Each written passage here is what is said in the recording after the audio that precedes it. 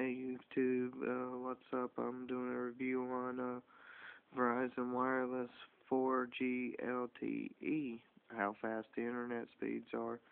Pretty fast with loading web pages. I got a Samsung Galaxy S3 Verizon network. I'm going to load up Google here.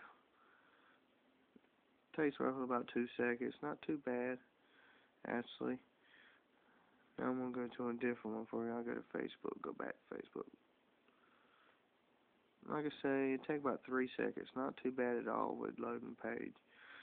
And network speeds is not too bad either on that, because I've done the network speed before and doing my Wi-Fi connection. No, I don't want Wi-Fi connection.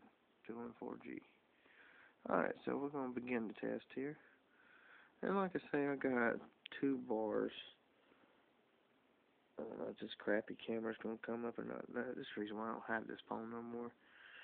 But like I say, speed's not too bad, really. I got, on the ping, got 73. Download, 7,553. And it's uploading right now at 49%, 74%, come on. Which is at 3,582 on upload speeds.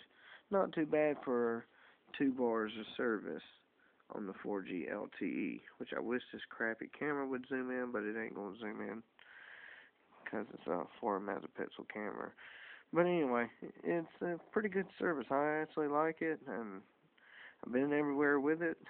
4G goes in and out, but I mean, I still got 3G to back me up, so I mean, that's cool.